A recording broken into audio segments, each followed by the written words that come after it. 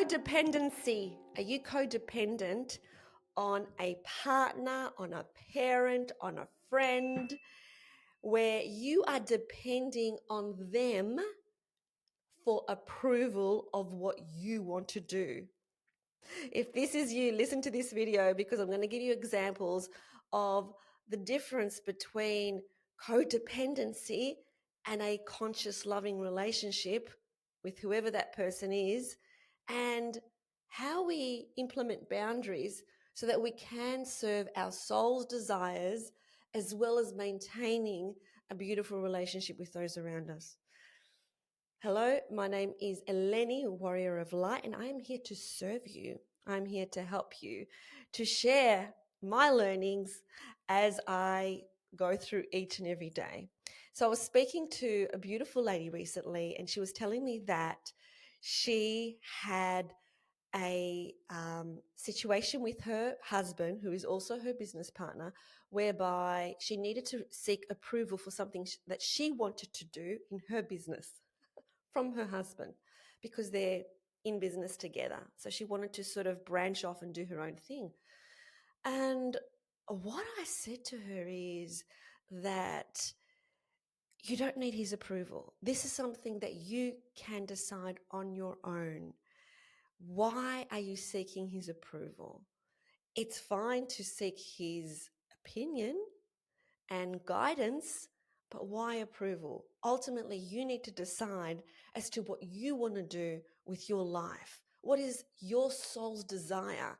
We can't stifle our soul because it doesn't meet the agenda of some other person in our life.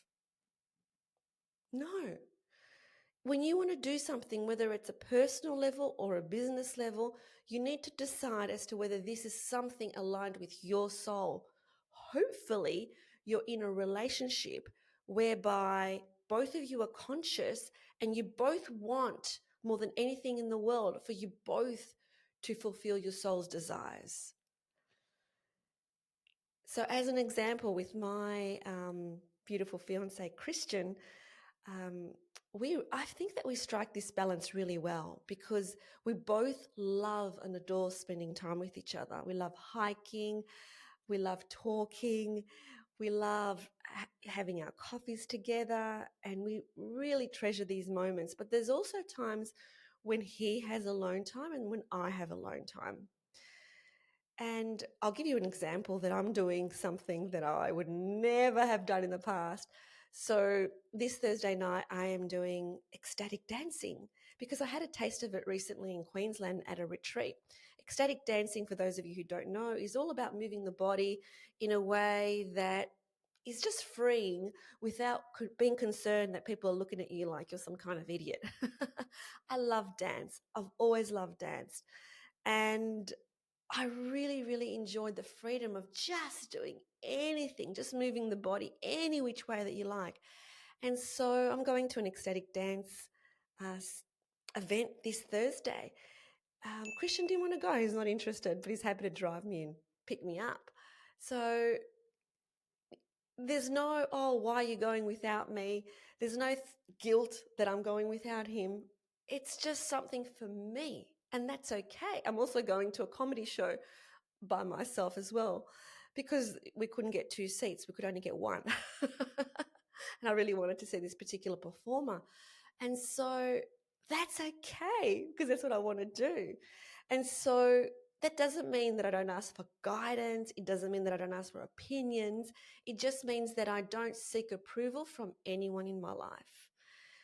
And it's easier said than done because I found that up to very recently, I was seeking approval from my mother, not to say yes or no, you can or can't do something, but just wanting her to approve of my actions. And that's codependency as well. And when I recognize that I'm seeking this approval from my mother, for her to approve the way that I choose to live my life, I needed to do this process of just cutting the actual connection cord.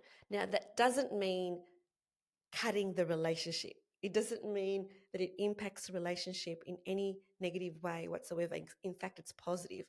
So I went through this process of deliberately cutting the cord, which I believe was still connected between me and my mother, and I'm nearly 56. And I cut the cord, and imagine that cord cutting between the two of us. And almost immediately, when I next had a conversation with her, she spoke to me like an adult as opposed to a child. It was almost like everything shifted immediately. Prior to that, she was all about, what I should and shouldn't do. Are you doing this? Are you doing that? When I cut the cord, it was more of, well, how's your day going? And asking her how her day's going and laughing and, sharing some beautiful moments together. So codependency comes in many forms, and it can be with parents, it can be with partners, it can be with friends even. If you are depending on approval or acceptance from someone else, that is codependency. And so it's all about opening our heart, but making sure that we have boundaries. And those boundaries are, I love to hear your opinion, but ultimately the decision is mine. And whether that decision is about personal stuff, whether that decision is about business stuff, whatever that decision is, ultimately that decision is mine. But thank you so much for sharing your opinion. And you find that when you hold this kind of strength for yourself, the people around you will also have the respect for you that you obviously hold for yourself. And people then don't push boundaries, don't expect you to bow down to their agenda and forget about yourself. If this video was useful, I'd really love to hear your comments and your likes. Please help the algorithm in YouTube by liking this channel. Let's help each other so that we can all together in a circle rise up and be and embody the truth of who we really are. Sending you so much love. Eleni, bye.